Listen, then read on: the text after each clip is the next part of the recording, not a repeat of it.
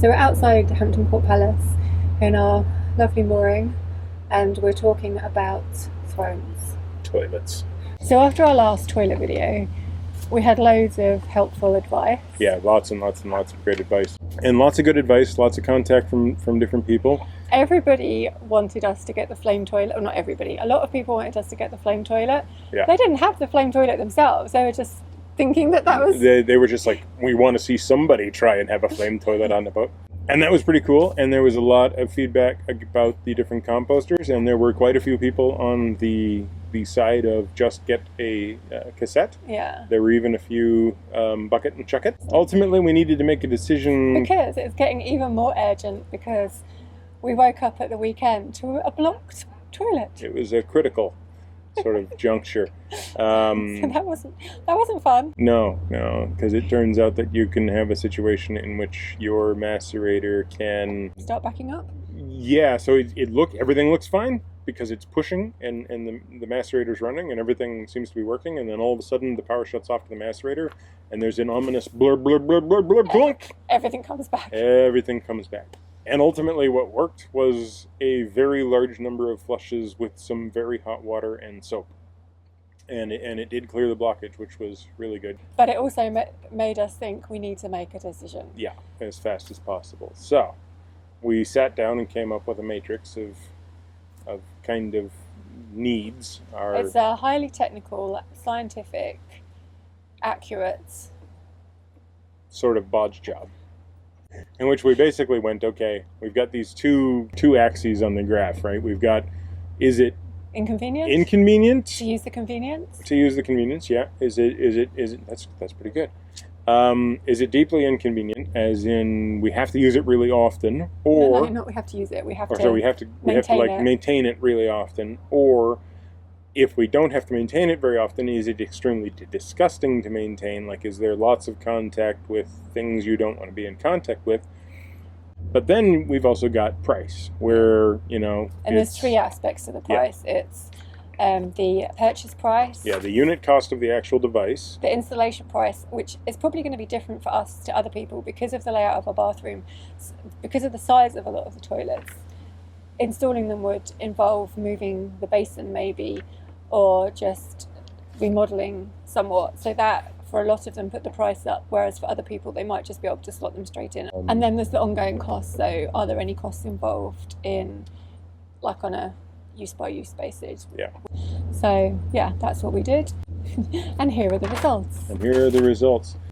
With my high-tech graphics. Yeah. So the flame toilet's the most exotic. The Cinderella Mobile. The initial purchase price is very, very high. The installation cost, because we have to get a professional gas fitter, is quite high in terms of both, actual outlay of money and DIY, but the convenience is extremely high. I basically never touch that during the month. The next most exotic would be that thing my brother found, the packaging toilet. And basically what it is it actually vacuum seals every flush. As such, there's a bag that sits underneath you. You go into the bag and it twists the bag up and then heat seals it. So you end up with, essentially like a little single serving bag of waste, which then gets packed into a much more industrial strength bag underneath it. You then empty the entire thing every roughly 15 to 17 flushes. Oh, you just take it and throw it into a normal trash container. So that's something that's not actually on this matrix, but the environmental factor, like this toilet isn't environmental. Yeah. But then is it any worse actually than putting it in the sewage? Or, the LSAN system where there's chemicals being added. At least with this, there's no chemicals being added. Right. Now, it has the advantage of quite low purchase price. It has an installation cost that is really just a little bit of DIY. It doesn't need any air supply, doesn't need a water supply, only needs 12-volt electricity. In fact, I'd say installation cost is the lowest. Mm-hmm. But per use cost is very high. Effectively, 45 flushes for $60, roughly a pound a flush. Which is really expensive. So the ongoing expense is extremely high. Convenience is very, very high, because you really just have this plastic bag to deal with every once in a while. Number of touch points is fairly high, but it's just replacing the cartridge. Yeah, it's all very clean. So convenience is very high, cost is very high. So Cassette, assuming like a decent quality Thetford, nice one, Cassette has a unit cost of about £200. It is really the lowest initial cost. It has effectively no ongoing costs. Cost is really low. Now, installation cost will be moderately high. Mm-hmm. But that's because of our situation. Yeah, that's because of our boat. So because of the way the boat's designed, we'd have to do an installation that would require doing a renovation of the bathroom. I'd say below average cost. Okay. Because although we do have that initial cost of installation, beyond that, it's basically free forever. Now, convenience, lots of touch points. Lots and lots of touch points. So a little bit gross. Yeah, a little bit gross. A lot gross. It is gross. It is inconvenient. Okay. Then we've got the composting. Let's start with the separate. Okay. Okay, the separate is high purchase price, high installation cost because of the fact that we have to renovate to get it into position. Mm-hmm. Needs a 12-volt supply. The main thing that makes the separate a problem is its physical size. Mm-hmm. That's what makes it hard to install. The other problem with the separate is that it isn't a true composter. So this is the environmental factor. Like you can't take the stuff and put it on the top of the roof for 6 months and then put it onto some trees. You have to bag it and chuck it.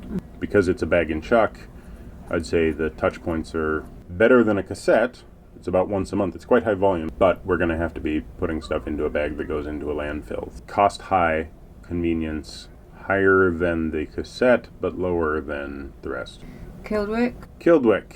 You like how the Kildwick looks. Which again isn't on our matrix. It isn't on the matrix. And lots of people who have got it are really happy with it. Like we heard from quite a few people who That's really, true. really like them. And someone did mention that the separator isn't like foolproof. Like you can end up putting liquids in the solid bit. Yeah, quite easily. And it doesn't have a lot of seals on. And the basic model doesn't even come with a ventilator. It's roughly the cheapest composter for the basic model. Mm-hmm. So we've heard from somebody who's used a Kildwick for 2 years. That's the maximum we've heard anybody who says they've used a Kildwick. But we didn't hear from anyone who said we've got one and we don't like it. Okay, it doesn't have a lot of touch points, but anytime you look down it, you're going to be looking down in macerated poo, right? Well, they've got the new design with the vanity cup. So the cost is less than the separate, more the cassette. It is easier to install for us than the separate. So then Nature's Head. The Nature's Head, some people actually confuse it with the Airhead. Like the Nature's Head does have more capacity, both for solids and liquids, but that comes at the cost of size. The Nature's Head is made of a plastic, its whole surface that is supposed to be like antimicrobial. A lot of people have said it's too complicated and that there's things that can break on it because there's extra moving parts. My problem with that argument is that if there aren't any moving parts, then you're not in any way changing over the bacteria. That means you've got a layer of stink hiding under a layer of non-stink. You're not getting true composting. Okay, it's cheaper than the Airhead. It's cheaper than the separate. It's more expensive somewhat than the Kildwick. Installation costs are a little bit higher because we'd have to do some re-engineering to the bathroom. Its size is just physically big. Okay, it does have a vanity cover type thing. It can remain closed during usage. Oh, sorry, not during usage, but during non-usage. So you're not looking into things. So it removes that problem. About once a month, you're going to have to empty it. Its emptying will be true decomposition. The Airhead. It's the oldest design. It's extremely popular in yachting and RV use in the States and everything. Not as well known here, and there's only one distributor. It's the smallest of the composting toilets, so it'll be the easiest for us to install. It does have some substantial cost in the installation because although we don't have to do any renovation that isn't DIY, we still have to drill a hole in the roof. Same with all of the composting toilets. The initial purchase cost also is the highest. Is it no? No, it's the second highest of the composting toilet. Ongoing cost, like all of the composting toilets, is the same. Roughly the same. It is more costly up front than the Nature's Head, but installation will be significantly easier than the Nature's Head. For us, it will also be lower than the Kildwick for installation. The Kildwick is also physically large enough that we're going to have to modify the bathroom in order to do it. So there will be material costs and DIY costs. Still stuff we can do ourselves. Don't need a fitter or anything. But I would say its overall cost is probably, because of that, lower than the Kildwick even. Okay, unlike the Nature's Head, you don't have to look at your poo whenever you're trying to drain the wee. So that's nice. You just lift a little plastic thing and then pull out the bottle. Rather than lifting the whole. Rather than lifting the whole top of the unit off. Of all of these units, the one that has the largest amount of history, we've got one guy who's talked to us who's had the Airhead in his boat, same unit for 7 years, and is still happy with it, still considers it a great purchase.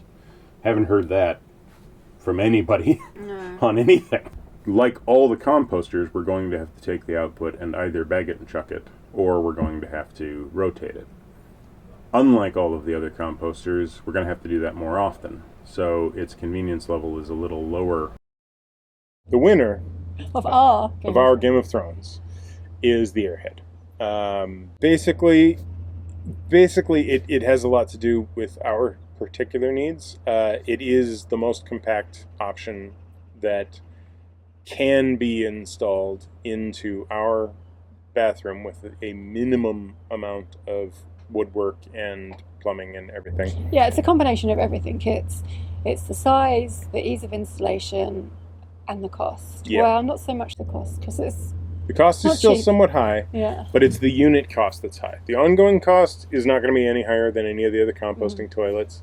It is slightly smaller volume, so we might have to have a slightly higher amount of touch points on it. But I feel like in that cost that we're paying for, like, it costs more, but we're getting a smaller unit, and we're getting a unit that's got a bit more engineering, a bit more.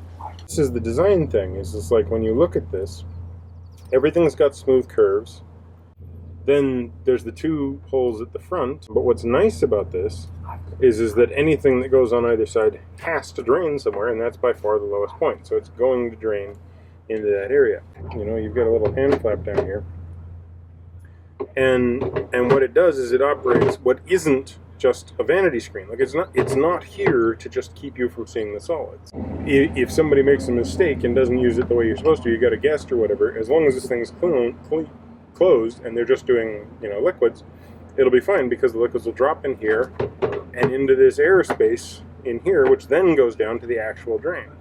It's just a nice design. And then the macerator handle under there is not just 2 90-degree turns. It's been designed to kind of crank into things. It's designed kind of like a screw, right? So as it moves, it's going to churn stuff and move stuff. And we didn't realise, but it is actually the. Yeah, it's the antimicrobial plastic that's like a marine. It's a very common thing in marine stuff. Like, it's really easy to wash. That one bit of feedback we had, we had a couple of different pieces of feedback from people who'd had an Airhead, but the one where it's like, it's been 7 years, I'm still using it, and I love it. It's really reassuring. That was a real confidence builder.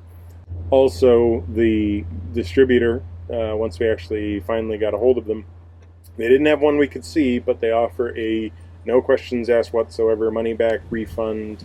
So if we got it out the box and thought, oh, this isn't for us, like, we don't like it. Yeah, they'll arrange for full pickup, no cost to you whatsoever. You just pay for the unit. If you don't want the unit, you'll send it back. Yeah, because we do now have a few decisions to make about the actual installation. And that is mainly, like, there's the vent. Do we vent through the ceiling, or do we try and vent through the wall? Yeah. A couple of people actually had the suggestion that because we've got an existing pump out tank, and if we got the Airhead, we could then pipe the urine tank directly in there as a remote. So from the urine tank on the Airhead, we could pipe that to our existing pump out tank, and so we wouldn't be emptying the urine tank every day or every other day. It'd be like once a month or once every couple of months. And then, we'd have a pump out, but we'd already have the mechanism by which to do that. So this is actually a really good solution, but I didn't know whether or not we could do it. So I contacted the distributor in England, and Joel talked me through. Like, people have actually done it. Yeah, they've actually done it. And in fact, they actually have a piece that is an optional piece that has a spigot on it to allow it to be connected to a hose and then a pump and then everything you need to do to actually do it. Now it's going to add some complexity and some cost, because I'm going to have to get a wastewater pump. So yeah, we ordered yesterday. No, we ordered 2 days ago.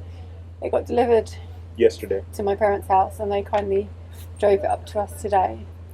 And we took it out of the box, and so far Yeah, pretty happy. And it was like a very glamorous location to yeah. take it out. Which will be exactly the opposite of the shitty job that's upcoming, or the crappy job, the unpleasant job. I don't know. You can edit one of these in. Because one of the things I'm going to have to do very soon, probably with a lot of help, is remove the old toilet. Yay, fun times. Yay. Yeah. So, the Airhead.